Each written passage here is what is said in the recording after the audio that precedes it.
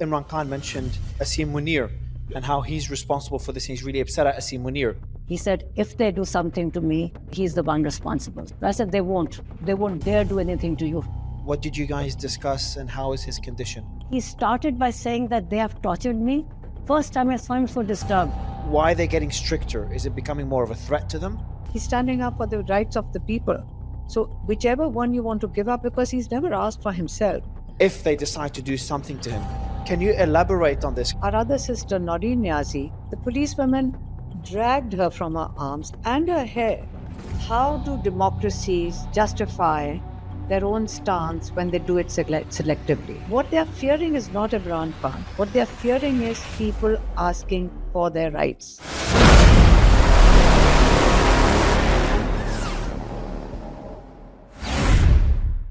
I interviewed Prime Minister Imran Khan in early 2023.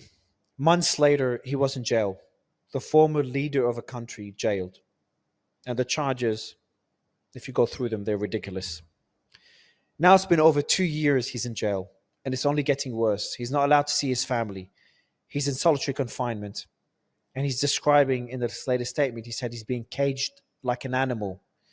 And he's going through mental torture, the worst form of psychological torture. His sisters continue to fight for his freedom, but they are being targeted as well. Their son's jailed. One of his sisters physically abused. His supporters are being jailed. Imran Khan's name is banned from TV in Pakistan.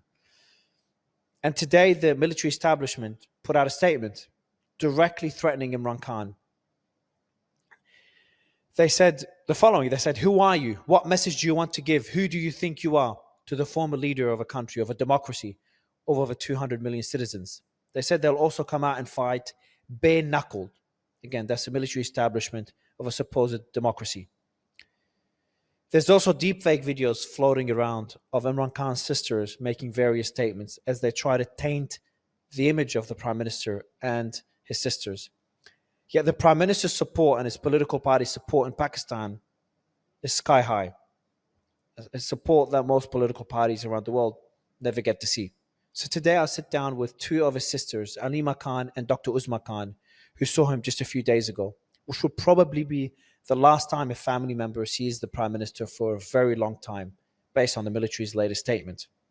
We talk about the Prime Minister's situation in jail, the statements by the military establishment, and what would happen next. I've interviewed multiple family members of the Prime Minister, including his sons, and I will continue doing so. I also would like to again extend an invitation to the Army Chief, Asim Munir, as well as the current sitting Prime Minister, to hear their side of their story. Why is Prime Minister Imran Khan in jail? What is their plan for Pakistan? I've been covering the situation in Pakistan for over 2 years, and I'm still hopeful that some sort of middle ground is reached by both sides, the military establishment and the largest political party with their leader in jail. I hope you enjoy this interview with Alima Khan and Dr. Uzma Khan. Well, it's like every time, Alima, every time we speak, to be honest, things seem to get worse and worse. And today is no different. The last few days have been a roller coaster for you and your family, and for the Prime Minister and all his followers. Dr. Uzma, you visited the Prime Minister a few days ago. So maybe we can start by you telling us and everyone listening, what was that meeting like? What did you guys discuss, and how is his condition? A day before yesterday, on Tuesday, I met him after about 4 weeks. And then also, last time I was sent in on 4th November, and then it was only me. And rest of us, they haven't met him for 7 weeks.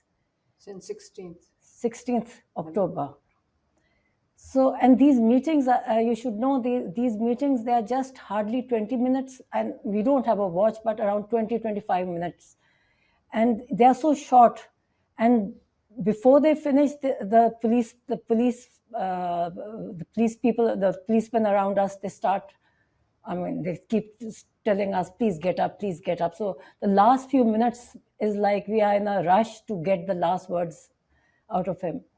So this time when I went, I mean, as compared to last time, because before we used to go maybe meet him after 2 weeks or 1 week, but this time after 4 weeks, there was it was a change. He was very angry and very disturbed. And he started by saying that they have tortured me, they have kept me in isolation. I hardly, I mean, there's no space to go out. There's just out of his cell, there's apparently, we haven't seen it, but what he says is that when you go out, there's not just a little space where he can just walk. Just how many? It must be 50 or 50 60 feet. So that only when they let him out of the cell. And for 4 weeks, he said total isolation, nobody to meet him. And what he tells us is that there are about 6 cameras around his cell to ensure that no policeman, none of the police man is able to talk to him. That is also checked. So to ensure that he is totally isolated with no information. The first thing I asked him, do you know what is going outside? What has been going outside the jail? Because we have been there going every week, and we have been sitting there, and there have been a lot of excitement outside. He said, no, I have no idea what is going on. And he was very angry, and he said, and he started by saying that just make sure you tell everybody that Asim Munir is responsible for whatever is happening to me, and if anything happens to me, and Bushra, and if anything happens to me, just make sure that he is the one responsible. And I mean, I felt, it was not normally when we met him regularly, he always comes smiling, and he just ensures that everybody, maybe it's for us he's telling us that, everything is all right, don't worry. But this is the first time I saw him so disturbed.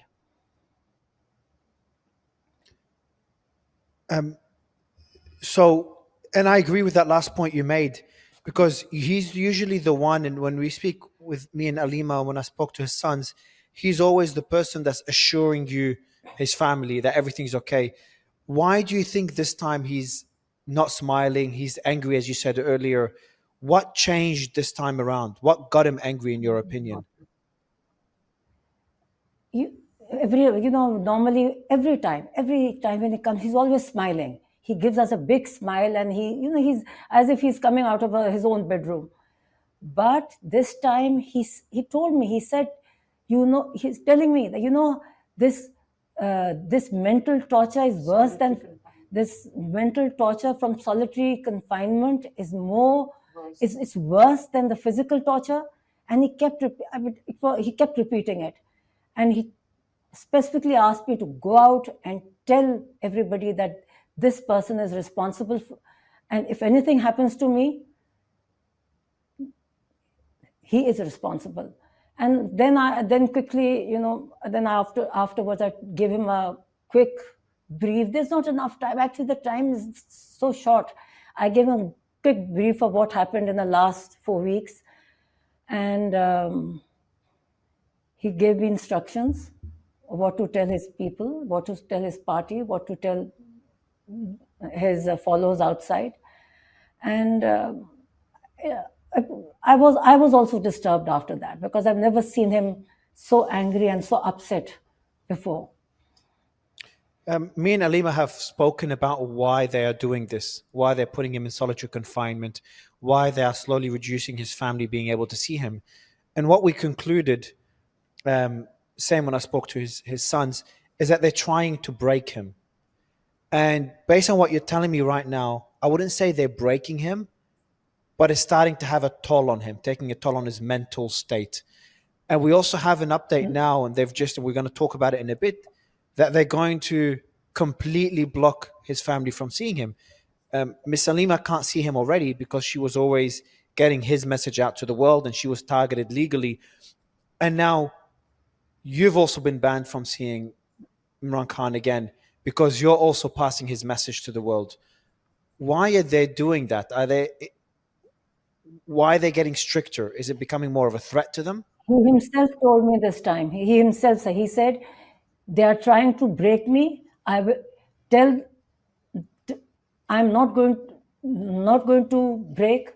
Whatever they do with me, I'm standing firm on my stance, and this is the message I was supposed to give outside, that no matter what they do, he's going to resist. His stance is the same, and he told me that they are trying to break me. I know why they are doing it.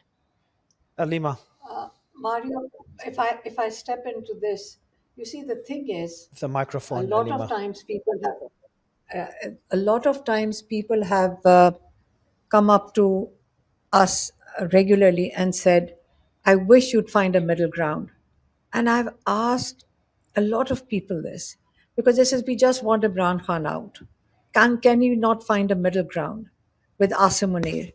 So I said, listen, my brother has repeatedly, since the time we've gone in, if you look at all his tweets, he talks of three things: rule of law, democracy, human rights. He's a constitution. That's all he talks about. So I said, which one of these do the people of Pakistan want to give up? Do you want to give up any of these, your rights? He's standing up for the rights of the people. So whichever one you want to give up, because he's never asked for himself. So the thing is, what the establishment would like to offer him is personal relief. They're telling him that we will give you a break. You come out on our terms for yourself. He's saying, I will not come out for myself. I'm here. You have to agree to fair and free elections. You have to agree to rule of law. And he's repeatedly said people should stand up against the 26th Amendment they brought to the Constitution, then the 27th Amendment. Now they're going to bring the 28th Amendment. And they're all person specific. These amendments are person specific. He's also said repeatedly, told us in jail as well, that this is not a sustainable model. They have to understand you cannot, tyranny is not a sustainable model. Eventually, people rise up against tyranny. And this, I mean, I haven't had a full brief, but we know that the representative of the military has given a press conference today. And he has declared that nobody can see Imran Khan because Imran Khan is anti-state. So I'm wondering, is this an open declaration of martial law, where a military government employee comes and sits there and says the person who's representing 90% of Pakistan and its politics is being declared anti-state? You'd assume that anywhere in the world, people are the ones. You do not call a representative of people anti-state. And the state, the only person, and they said he's anti-military. My brother has never said anything about the military. Both Uzma's husband and my husband were in the Air Force. My husband has got an award for, he's been awarded for his services to the Air Force. So when you say like he's against the army, the only person that my brother has named is Asim Munir, and that is not sum total of our military. Our military is an excellent force, but when you have somebody declare himself state, the complete army, and anybody who speaks against him, there are two names you can't take on our television, like two names that are forbidden. You can't speak against Asim Munir, and you can't speak for Imran Khan. That's the sum total of what the situation in Pakistan is right now. And another thing that they did, and they've exposed themselves by doing it, and it's quite ridiculous in this day and age. Superb IA generated deep fake. They did it to my sister. Then I did an interview with Sky TV with Jaldi Hakim. They did it to her interview also, and she's spoken up on Sky TV about it. And like, what are we discussing? Oh, Imran is with Modi. Like, it's like to show that Imran Khan and the script first prepared on our interviews, international interviews, because we don't speak to our national TV, and the national TV can't even show our interviews. So first they script that, the fake interviews, like the fake, deep fake for my sister and myself. Then my sister's name is quoted in his press conference to prove. So now this was part of the script. So they are saying there's a nexus of Afghanistan, PTI, and India. I mean, this is what they have sort of scripted out there.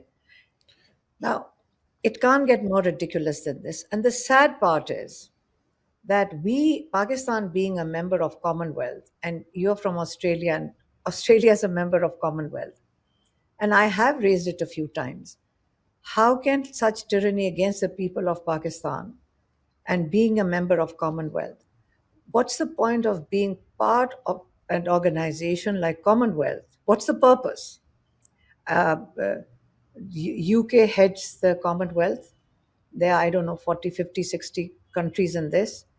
Not a single country speaks up for each other, because the main points of the Charter of Commonwealth are rule of law, democracy, human rights. These are the main principles of the Charter. So we are sitting in a situation where most probably I'm going to go under trial and be sent to jail. But my sisters are here. They might be the next ones going to jail. We are all willing to do this for our country. But should countries overseas, no, we are not asking for help. No, never has my brother asked for help for any. We are not appealing for support. And what can we appeal for? But we are saying that should they be supporting dictatorships? Should they be supporting situation environment as it is in Pakistan, and supporting it fully? A lot of countries which could claim to uphold values of democracy, and you're sitting in, like, if you just listen to the way he threatened Imran Khan, and who's declared that we can't see our brother, is the spokesperson for the military. So it has to be, it's not the government spokesperson. Yes, the government spokesperson also came on yesterday and said that we are going to ban, and they threatened, if you come outside the Diyala and see, we'll rip your tongues apart and we'll make shoes out of your tongues. Soles? Souls. I think soles of your shoes out of your tongues. I mean, the language they've used. But we've gone past the stage of being fearful of them. We are not fearful of them. They're scaring us. They're just three sisters. That's where else? I mean, you've already got one nephew in jail. My sons have been to jail. It's my turn now. They're attacking my sister through artificial intelligence and talking about her on TV. Is that who you're combating? Women now? I want to go back to the statements that the Prime Minister has made, because there's a few things you've talked about, Alima. You've talked about the statements by Imran Khan, the statement by the military spokesperson today, and I'm going to read out what they've said. That was a bit of a shock to me. I think they've never come out that aggressive against Imran Khan. And also, I've watched those deep fake videos, the one from yesterday. Very low quality AI videos, very, very low quality. They seemed obviously fake. But it also just seems whoever did them just seems very desperate as well. But let me go back to the statements by Imran Khan. Doctor, when he spoke to you, he talked about the psychological torture he's going through. He talked about the solitary confinement that he's experiencing at the small cell, no human contact. It's been weeks, no electricity, limited outdoor time. And he doesn't have basic jail entitlements. Is he still getting his books to read? No books to read, because we haven't met him for 4 weeks. So there's 7 weeks. In fact, he asked for the books. I said we didn't know. We didn't know we were coming in. The car was standing 2 kilometers away. I had to walk. I walked about half a kilometer right into the jail. They wouldn't let the car in. Wow. So That's where the books were. Yeah. Wow. We carry his books. We've got a whole bunch of books that are in our vehicle all the time, in case we are given permission to go in. But day before yesterday, my sister doesn't know that. Not day before. Yeah, day before. I was in court in Pindi Yesterday.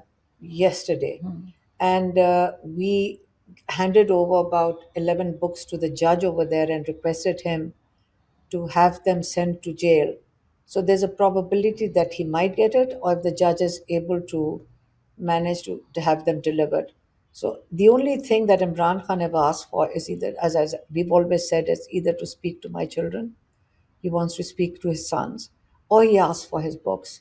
So these are the only two things they ask for, and they ensure that they don't allow him to speak to his sons, or they don't allow his books in. That's part of their torture, whatever regime.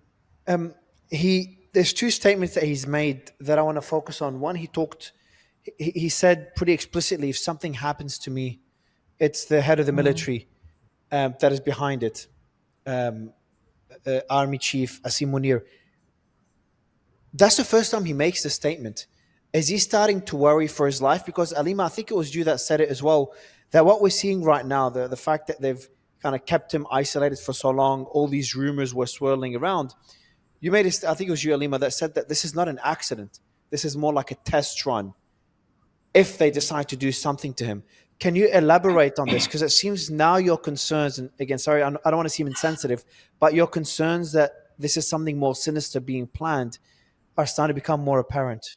You see, the thing is, several people spoke to us about it. People, The everybody, microphone, the there's an microphone. analysis, they people analyze. There's always, I mean, all discussions are always around Imran Khan, and a few people did speak to us and said that if it's sort of a method to this situation, that maybe they want to test the waters. They feel that they don't know how to go about it, but they need to test what if they isolated him. Where did this rumor come from that he's not alive? Like, where did it come from? They claim it came from Afghanistan. I don't know why it would come from Afghanistan. But the fact is, they want to say that it started from there or they started from India. But the thing is, they're also claiming that the fake video also came from India. But the only person talking about the fake video was our ISPR spokesperson. So, yes, we are concerned that that's why we go outside that jail, that we will not allow. How can we allow it? How can we not stand up for him? And basically, people are not just worried, they're getting angry. And a lot of people call us up and say, enough is enough, you've got to do more than that. And frankly, whatever we as sisters could have done, we have. My sister, our other sister, Noreen Niazi, if you have no idea how brutally she was attacked, she's 71. The policewomen dragged her from her arms and her hair. And we, in the dark, actually for a few minutes missed out. We didn't even know this was happening. And when we reached her and we were trying to get up, she had not passed out, but she was in a state of shock. She doesn't recollect some of that, what was happening to her. We told her what happened, but she was, she had swollen arms, she had bruised back. And she says, all I remember is that they were dragging me by my hair. So this brutality, obviously, it created more anger, and a lot more people are standing outside Adiala jail. And they brought in they were saying that about 600 or what police all over the place. You don't even see the will amongst the policemen to do anything. Even the police tell us we have no intentions, we follow Imran Khan. I think the way they are reacting, the way this reaction when you're attacking women, this is not an acceptable format anywhere in the world, especially in Pakistan. When you start abusing women, it's not sitting very well with the people of Pakistan, that's for sure. It's not acceptable anywhere, but in Pakistan, there's a decorum for women, and you just don't do that. So there is, I don't know how they see the future playing out, but it's not looking good to us over here, because when they are reacting in fear, because my brother says they say it's anti-military, the only name he's named is, when my sister came out in the past 3 visits, was Asim Munir. So the reaction that you get in return when you're naming a government officer is so big. Like, it's like if you watch that, I only saw it. I haven't really gone through the ISPR statement, but I saw my sister's pictures on his presentation. My sister, like, why would she be telling? Like, he's saying that my sister gave an interview to Indian television. Basically, she's saying that she's asking Modi to attack Pakistan. My sister. So they've got an AI generated. They first make. So why would? So they are putting that on my sister. So hold on. Through AI Are you generated. talking? I know there were AI generated videos just circulating online, and it's, one would speculate they're coming from the government or people associated with the government or the military leadership. But what you're saying is that the military spokesperson played an AI generated video in the conference. Yeah.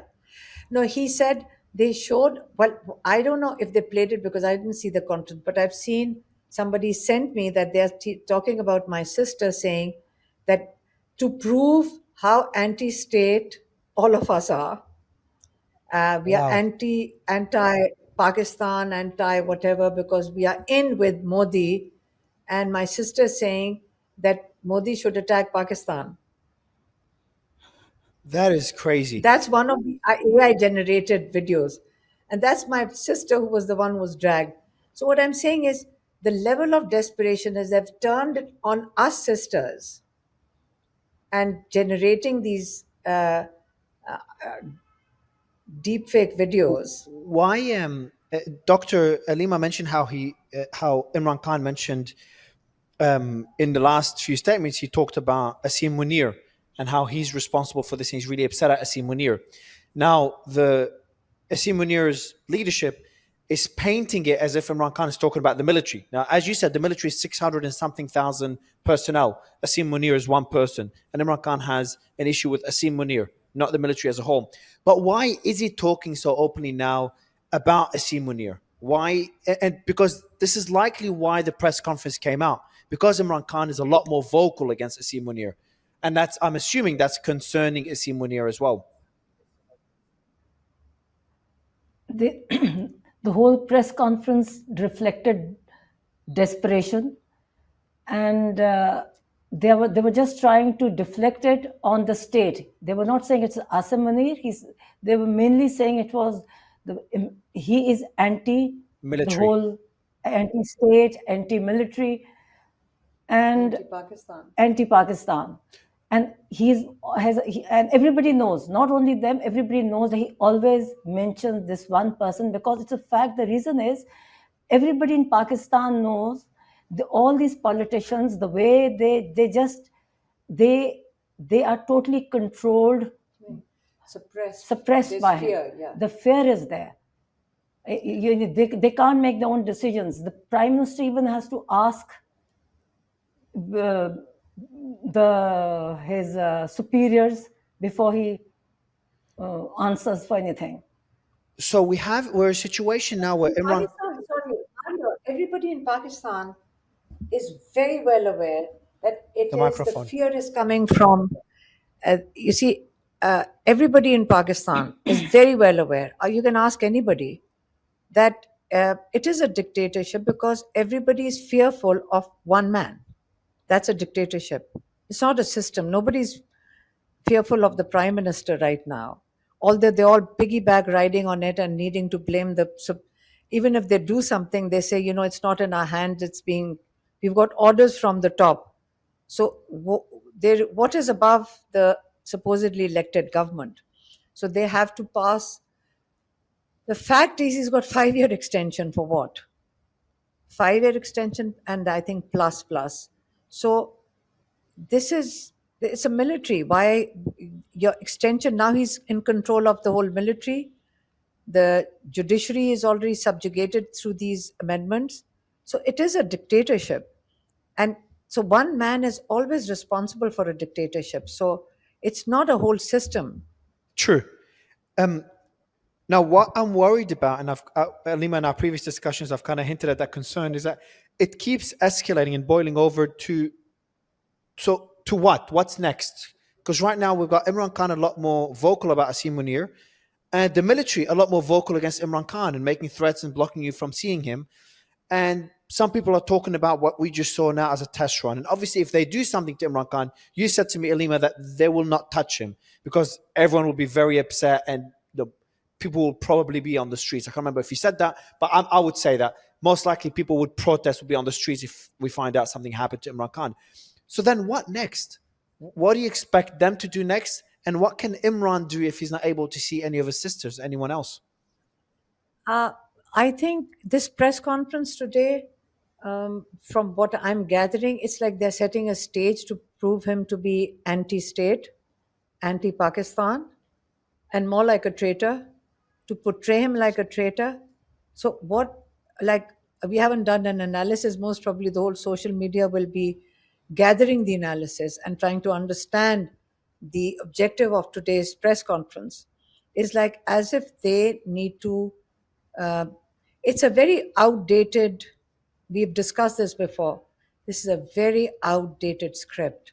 This is something that happened in the 70s and maybe early 80s, where you treason, you use the word treason, that they don't know how to apply that to Imran Khan, where everybody knows. I mean, 90, he literally there's a 90% following. It's very different if you even said 40-50 or maybe 50-50. Maybe there are people who are double minded. But at the moment, there's an absolute situation in Pakistan where people are very angry with, you see, the economic situation is deteriorating. There is no investment coming. And when your courts stop working, when the rule of law is, there is no rule of law. So the first thing to exit, or the first thing that is going to block itself, is going to be investment. So the economic situation is deteriorating. IMF has already, in its report, said that Pakistan has got corruption that they have to explain, of government has to explain, up to the amount of 5,300 billion rupees. 5,300 billion rupees. This is an IMF report. And this is just the tip of the iceberg. So the fact that corruption is at full scale, and Imran Khan, last time when he sent his message, he said, how long are you going to be subjugated by mafias, land mafia, sugar mafia, wheat mafia? So this is a small group of mafia. Not only are you going to be their slaves, but your next generations are also going to be their slaves if you don't stand up and fight for your own rights. That was Imran Khan's last message. Doctor, my other question to you is going back to that statement by the military. I was going through it before this interview, and I was pretty surprised by how blatant they were. And usually they don't mention Imran Khan's name in the statements, which is, I've covered a lot of things around the world, a lot of democracies around the world. This is the first time I see democracy banning the name of someone, as they have in Pakistan. They did it during the elections as well, before the elections. And now the military, which the military is not really supposed to be talking about politicians. The military is there to serve. Someone sent me a chart. I'm going to actually open it here. But if you go through it, people are at the top of that chart. They're the ones that determine who the political leaders are. And the military is low down in that hierarchical chart, in which they serve the people below the political establishment. But what we're seeing here is that the military representative talking about a political leader. And you said they used fake AI videos. And they started saying the following. They said the threat, they talked to him about him as a national security threat. They called him delusional. They called him a delusional person, for former Prime Minister Imran Khan. They said he's a captive of his own ego. They say he's thinking that his wishes are bigger than those of the state of Pakistan. And then they say the following. That's what really shocked me for the military to say. I'm going to read out the exact quote. Who are you? What message do you want to give?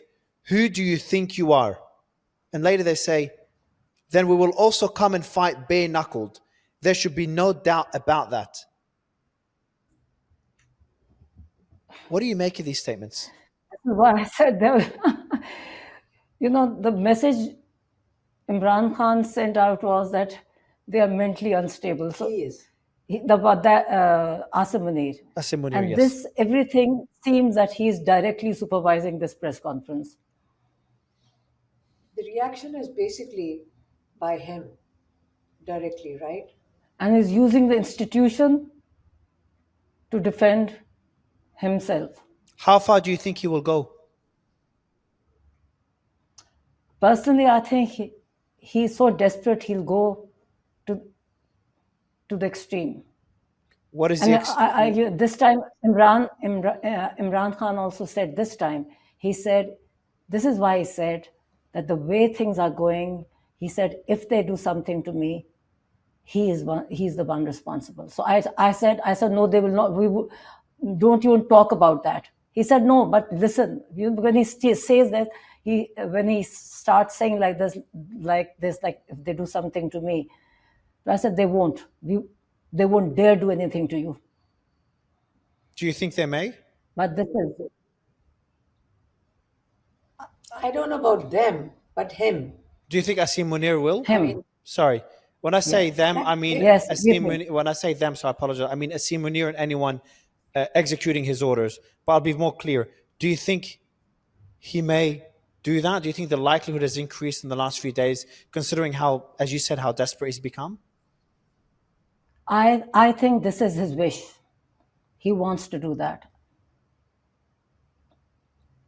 And we are worried. And this is why we said, let there be no mistake. We will go to all extremes also. I mean, they should not even dare think about it. They were testing the last 4 weeks were basic. They're testing the waters, how the reaction will be. But inshallah, they won't be able to do it. They wouldn't dare. We won't let it come to that stage. We won't be sitting watching. You think that these government personnel, like this unelected representatives, like the government representatives who had won this election on Form 47, they are going to tell us there's rigged elections. They are going to tell us that we cannot meet, and they are telling us that we'll deal with you with iron fist. They're telling us, these 3 old women, that we are going to treat you with iron fist. Okay? I mean, you think we are going to be scared? The people who can't even go in, the person who was saying this, if he goes alone outside on the road, people are going to, I don't know what going to do. I don't know, he's going to be not safe by himself. And he's telling us, giving threats to us. So whatever they're saying in these 2 press conferences, they're trying to scare. Basically, what I feel is a message directly to our sisters, basically. This is what the press conferences were basically addressed to us, to back off. Back off and not take Asim Munir's name. And don't come to Tuesday. Don't take his name. Basically, the whole issue is, in this whole script, or whatever Imran Khan's message is, just the one name that you can't take. They don't take Imran Khan's name, and they are telling us don't take Asim Munir's name. We are not the ones taking it.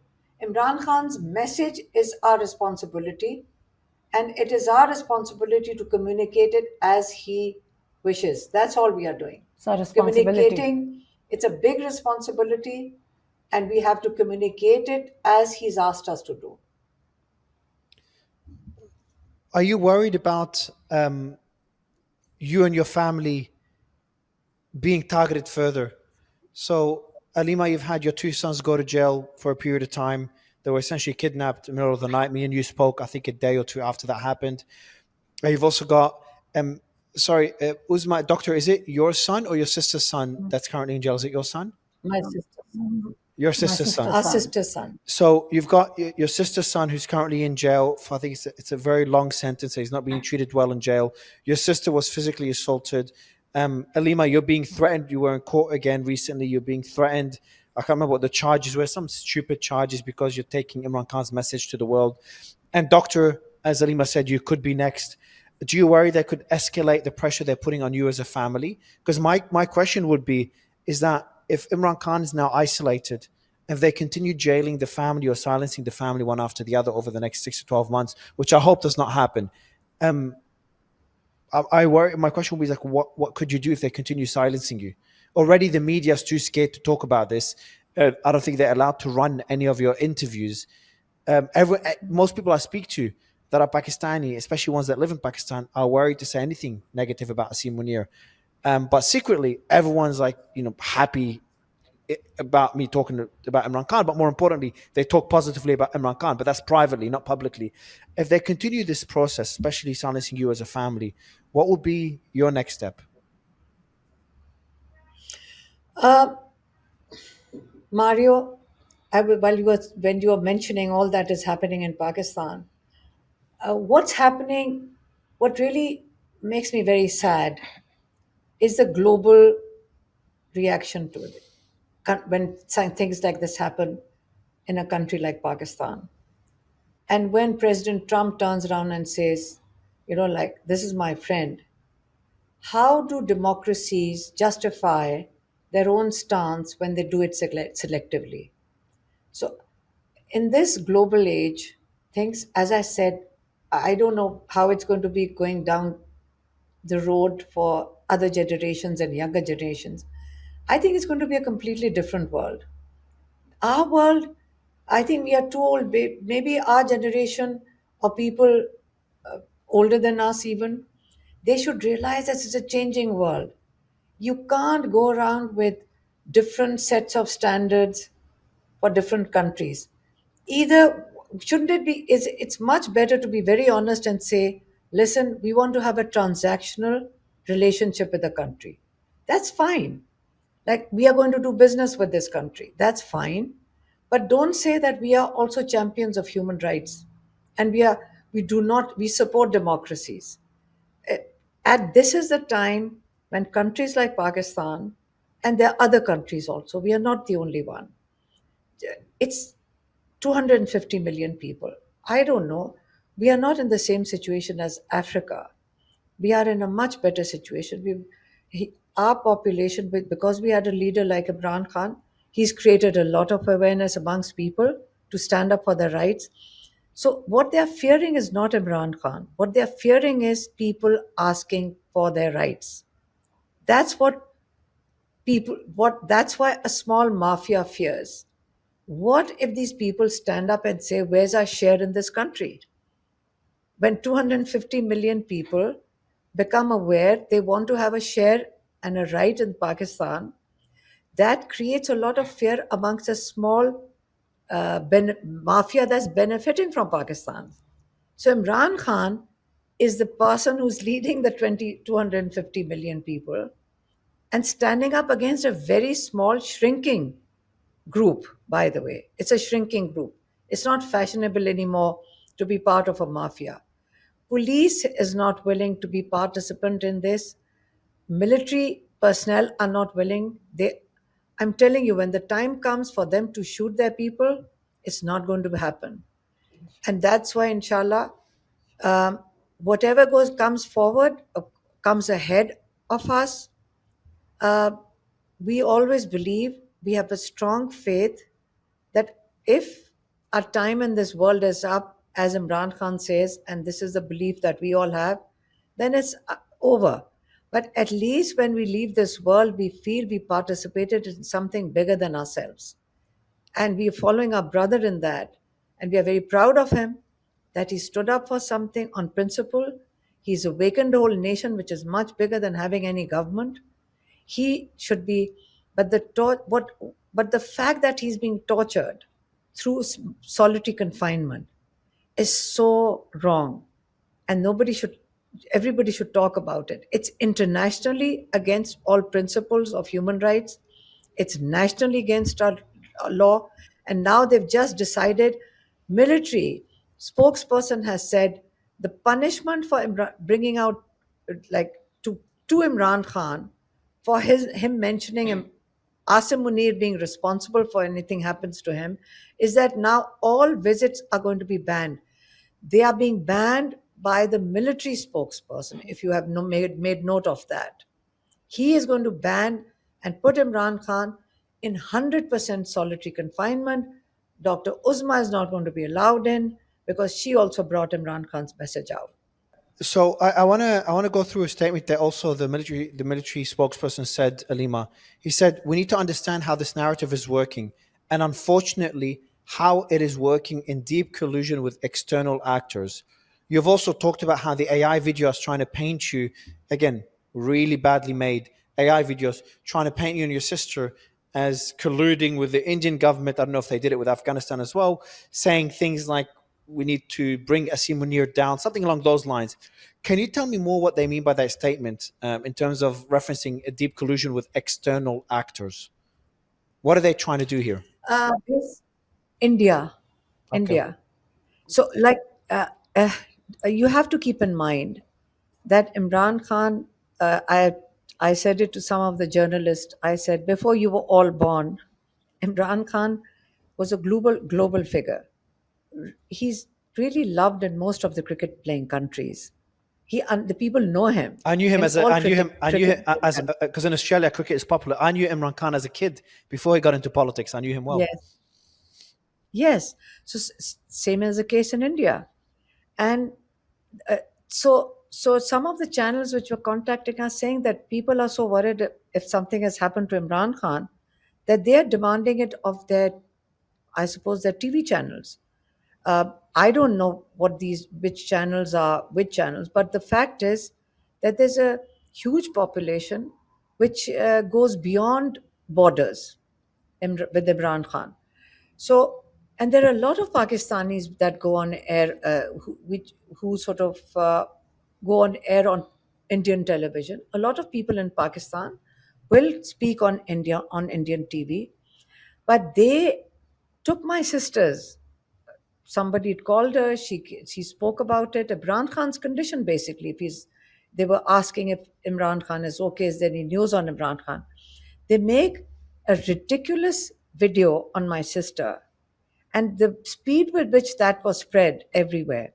And then for ISPR, knowing that it's a now, if you are from a government organization, before you use it, shouldn't you be? It's already everybody's declared that this is, and it's a deep fake. My interview, because it was on Sky TV, because Yaldi Hakim Chi actually went on another program to talk about the fake, deep fake. Uh, and I'm saying the same things on Sky TV about Imran Khan and Asim Munir, to about India. Like I'm talking about India and how India, In the fake something about video, Indian in the fake video, or in the real one, you mean? in the fake In the video, fake in the video, fake exactly, video, exactly, yeah. Because in the real one, you didn't talk at all in about the India. fake video, both the fake videos about India. So our collusion basically has to be established through these fake videos that we are both colluding with India.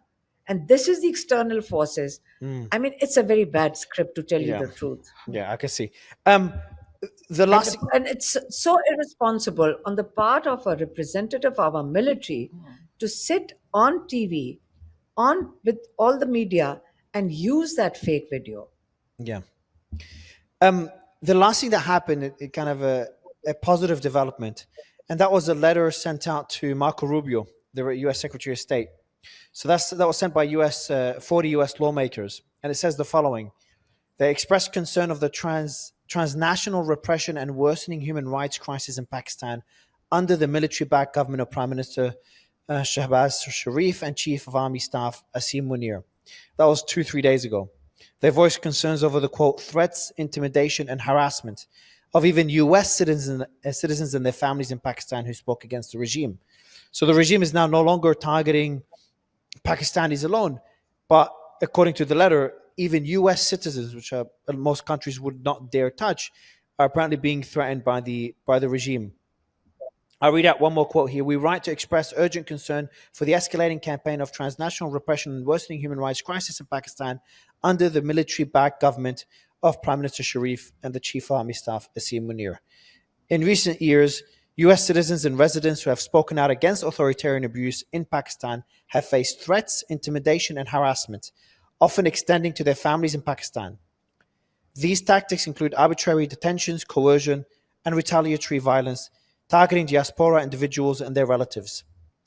So, two things I want to ask you. First, your thoughts on that letter, because considering the geopolitical situation, Pakistan plays a very important strategic role in that rift we're seeing between India, the US, China, especially US and China, which is what I view as the US and other countries putting those geopolitical interests above their concerns for human rights and human rights abuses.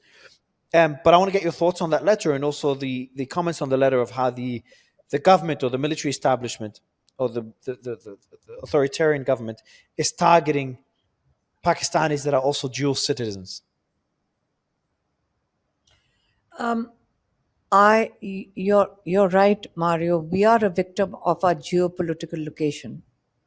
It's our geographical location. The Pakistani people are a victim of their location because it's other interests that say, okay, it doesn't matter. We need I don't know. We need muscle. We need to whatever situation they need to create. The people who are going to suffer is going to be the people of Pakistan. So as a people, we don't want to suffer anymore. During the 20 years when Afghanistan had problems, and Pakistan was obviously participating in that, we had about 80,000, 90,000 civilians killed in various terrorist attacks. So we as a people have suffered, and that 20 years economically damaged us. We suffered from stunted growth. Our economy didn't grow because how is anybody going to invest when there is unrest? And we directly didn't have any unrest, but we became a victim of problems in our neighborhood. So when Imran Khan keeps talking about peace, they intentionally turn around and say he's anti-West. No, he's only talking about his own home and his own people. And all he's asking for is that we have suffered economically for the past 40, 50 years. Pakistan was growing. If you look at Pakistan in the 50s, we were a new country. If you go back, Pakistan was a country which was giving scholarship to 20 countries, which included, helped set up South Korea's. But I was in South Korea, they said Pakistan helped set up the education system. Pakistan helped set up, helped Singapore. Pakistan helped Emirate Airlines. It says EK. You know, the symbol is EK. It's Emirates Karachi. The first flight, Oh, wow. Pakistan trained them. Pakistan trained them. That's why every first plane that they have, the first plane lands in Karachi. Pakistan helped set up the airlines. Pakistan has helped. We were giving scholarships to most of the UAE. This was the growth rate in Pakistan. The level of education, the growth rate in Pakistan, we were giving scholarships to Singapore. Look at where we are right now because of the geopolitics of this region. So where we were growing at that rate, 30 million young people, educated people have left Pakistan, 3 million, sorry, have left in the past 3 years. So we are suffering from A brain drain. we are suffering. It's huge brain drain, huge brain drain. So the point is that our geographical location, we became a victim of our own and Imran Khan being in jail, maybe that's how they want to sell him overseas. You always will know that they will portray Imran Khan as anti-West. What is there anti-West about Imran Khan? Imran Khan, all he says is that, listen, I have to first look at the welfare of my people. So how can that be anti-West when you're looking after your own people? So yes, you're right about how the situation, but I think, as you said, in this day and age of social media, maybe the young people are not interested in a geographical location. They want to have a better future for themselves. So it depends on how they will react to how things evolve in Pakistan in the next few weeks, months. My last question, and Doctor, I'm going to ask you that question first. I've already asked that question to Alima, and I'll ask her again, see if her answer is different today. Again, I'm not involved in that fight. I have no horse in the race. I'm not going through the struggles that you're going through, and I don't share the same interest in supporting Pakistan as you do, and of course, as the former prime minister does. I'm not a Pakistani citizen.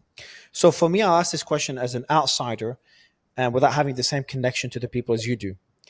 I look at this and say, I'm a believer in democracy. I come from a democracy. But I also don't want anything to happen to Prime Minister Imran Khan and to you either. And I want Pakistan to do well. Do you think there's a possibility, and Alima, you know what question I'm going to ask, do you think there is a possibility that Asim Munir and Imran Khan do reach some sort of settlement where we don't see a democracy in Pakistan as much as we all would want to see it? We don't see the same democracy we see in Australia, in Europe, in the US. But we also don't see the same autocracy we see in North Korea, for example, some African countries, etc. Do you think there's some sort of middle ground where both sides are not completely happy? Asim Munir would like total control, Imran Khan would like a full democracy, but somewhere in the middle where both sides are partially happy. Is that a possibility? Is that something that you'd be open to discussing? I know you're not in the position to discuss this, but do you think the Prime Minister will be in a position to discuss with Asim Munir? Personally, honestly, I think the way things are going at the moment, that doesn't seem a possibility. The way things are going presently. Why? Because the last time the message he sent was, he said whenever we have spoken to they were having, I mean, from the jail, they were having, I think people were going in to speak to him also from the establishment some months ago. Like people, when they came to him or brought messages to him, was from these, when they brought messages or whatever, or his own people, if they brought messages to him, that sort of message. To who? To brought it from Asim to Imran Khan or vice versa? Not Asim, but generally they would, you see the way it works is Middle somebody, ground. say everybody comes Middleman. and says, like, whoever sort of, they mention it casually, but you know that they are trying to say, you know, if Imran Khan could back off, or they would say that if he kept quiet or accept the way things are going, that sort of thing. Okay. They have said it in the past. And is it Imran Khan that will not accept it? Is that what you're saying, Doctor? Or Alima? What he, No, he used to accept it. There was some talks going on, but whenever, and this is what he complained. He said whenever they come and start some middle ground conversation with him, but on the other hand, the aggression against his party increases. They are arresting his party people. In the jails, they are being more aggressive with them. They are torturing them, and whatever promises they made with them, that, like one of the once they said, if you agree with us, you cancel your date of that one gathering, the jalsa he was having. He said, if you shift change the date, we will facilitate it, and we will let your people come peacefully, and we won't stop it. Last August, what she's talking about is last August. Last August, I think they were planning a rally, like a big gathering, on the 22nd of August. I remember, yes. So they came running to him this is in 2024, and people came to him and said, last date, please cancel this. We promise that we'll facilitate you if you shift the date to September, but please cancel this. So Imran Khan is in jail. They sent somebody at 7 o'clock in the morning, one of his party people, to say this to him. So you wake him up and say, okay, please do this, otherwise there'll be bloodshed. I don't know, whatever they said to a man who's there's going to be security issues. So he agreed to it. What is he supposed to do in jail with no information? And then when the next rally was held on the 8th of September, which was an agreed to date by them, that they promised that we'll facilitate it. They blocked all the roads. They've got cases on everybody who attended it. So he said they are not reliable. Like, if sometimes I have given in ground, they turn around and they lie, and they have no shame in sort of breaking their word. So So hard to reach there's sort no of middle point ground in. when there's no trust that the other party would deliver on whatever promise that is reached. So that makes it very difficult to reach some sort of agreement in the middle. That's a shame. they That's a real they shame. yeah. Um, At final, the moment, our only concern is that today they have used my sister's message, Dr. Osma's message, which came out on Tuesday, that he's being tortured through isolation. And he told my sister that isolation is mental torture, isolation is worse mental torture is worse than physical physical torture. torture. He said it's worse, and he was very upset at being isolated. It's inhuman, and it's considered one of the worst tortures internationally. So what they've done is they've used my sister uh, saying that it's Asim Munir's fault, using that because she took Asim Munir's name my, through Imran Khan's message. They have had a press conference yesterday that if you come out, the government ministers were threatening us. They've threatened us and abused us. And now today, the military spokesperson has come and been abusive and threatening as well. But on Tuesday, we will go to Adiala. Whatever inshallah, the consequences are, we'll face it, but it's our right to see him. How can a military representative cancel our meeting?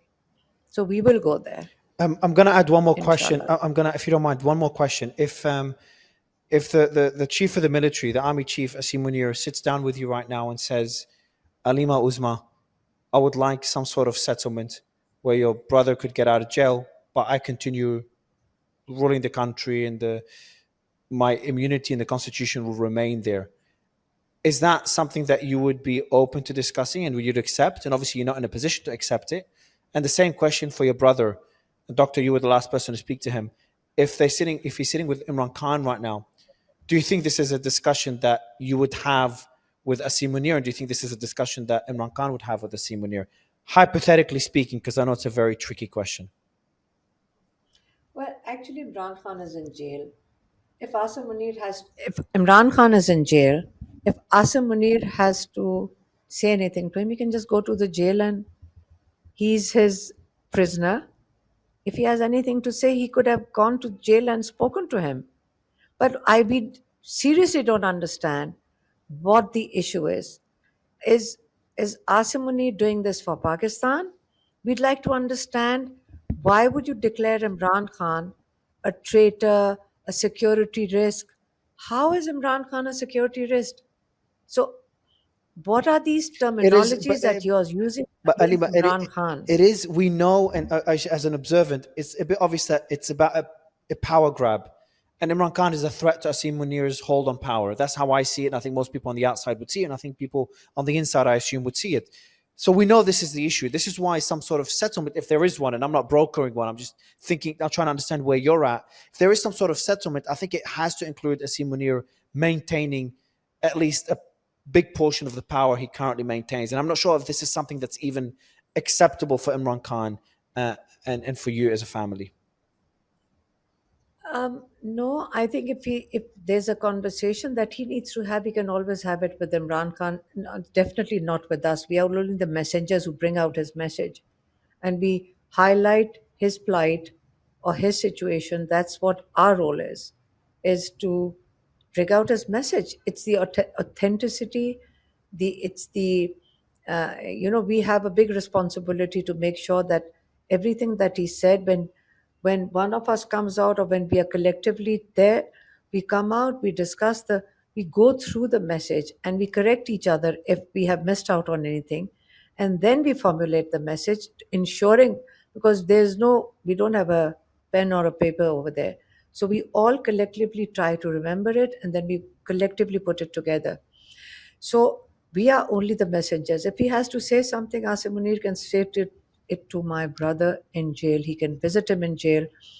But this is not about power. It's about Pakistan. Imran Khan is standing for Pakistan. He doesn't need the power. He's willing to give up his life for Pakistan. People don't give up their life.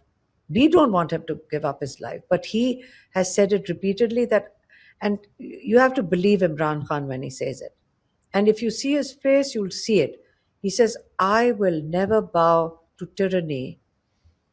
I will rather die in jail than to bow to tyranny. I only bow in front of Allah. These are my brother's words repeatedly. So there is nothing you, I, or anybody can do. They can blame anybody. Oh, the sisters are responsible for what he's going through. Doesn't matter. We are only here to support our brother. We'll continue to support our brother. We'll stand by him. And if it means that our lives get affected, they might be on hold. My passport is blocked, my ID card is blocked, my properties are seized. My properties have been seized by the government or the court. It doesn't matter. The cause is much bigger than all of us, and that's the people of Pakistan, and we are happy. We are not in politics. I'm not giving a political statement. My brother's not talking about politics. He's talking about Pakistan. It's a love of his people that he's talking about. We keep mixing up. We miss out on power versus people. My brother's not about power. My brother's about people. And we adore him for that. We are proud of him because of that. And the people of Pakistan love him for that. That's how simple it is. Alima, final question to you is, what will be your message to Army Chief Asim Munir as well? You know, sorry, these Alima, positions Alima don't and Dr. matter. Uzma. Alima and Dr. Uzma, both of you, as a final message to Asim Munir. Sorry. You see, I would say time goes by. When you're positions like this, one should worry about what legacy you leave behind for your children. That's very important. And this time will also pass. What do you want to do with the power? No amount of money. Power eventually basically translates for a lot of people into money. It's not just a high, it's not going to help. You have to read history to see what happens or how they are remembered in history. Why would you want to do that to yourself? It's not about the present, it's about the future. In these positions are where you leave behind a legacy. So first note down what you want to leave behind as a legacy, because that will matter. Because right now past dictators are being remembered and not in good words. So how will your children or your grandchildren or whatever, you don't want to be an embarrassment for them down the road, because that's important. So he should reflect on it. That's all I can say. Dr. Uzma, as a final message as well to the Army Chief. I feel that Imran Khan kept on saying that before all these amendments and before he became whatever position he has now, he used to call it Asim law. Well, everything was going the way, everything was under Asim law. It was not martial law, it was Asim law, specific to one person. So now, even now that he's attained whatever position, to get to this position, he's destroyed the judiciary, he's destroyed the constitution, the amount of torture. My nephew, who was in the military jail and now he's in the civilian jail, he says the military, there was so much physical and mental torture in the military jail, and this was all under this Asim law. So I think he should now reflect that now he's got to where he wanted by destroying everything in Pakistan. When there's no justice system, when there's no constitution, now even you talk to institutions are destroyed, and lawyers you were talking, everybody's lost. They don't know where to go. So what has he achieved? He's got where he wanted to get by all the cruelty and all the oppression that he has carried out in Pakistan. It's unbelievable. I mean, we have seen it. We hear stories. They're unbelievable. So I wonder, is he at peace now? Is he happy now? He's got what he wanted after all. I mean, and the press conference today reflected desperation. I wonder why he's got what is good. So I hope he realizes that no matter what he does, there's a supreme power. You know what he's immunity. Nobody can be immune. The prophets were not immune from anything. So what he's trying to get, he will not get, not in this world and not in the hereafter. I hope he realizes now, because Immunity. he Nobody will in have the world to has immunity. he will have to pay for it, what he has done. You can't imagine what he has done under his orders. You can imagine how scared people are of taking his name also. But I hope he realizes and he Changes course, hopefully. changes course. Hopefully. Alima, I never thought your sister would be even just as courageous as you, to say the least. Yeah, I've met your brother, Imran Khan. I've spoken to his sons, and I've spoken to both of you now. You are a very, very courageous family. It's an absolute pleasure to speak to you again. And I hope your brother comes out of jail okay, nothing more happens to you or your nephews, your sons, and things improve for Pakistan. But because every time we speak, it's just getting worse and worse. And it's just sad to see that from the outside. So fingers crossed for your family, for Imran Khan, and for the rest of Pakistan. Thank you so much for your time. Thank you so Thank much. you, Mario. Thank you. Thank you. Thank you.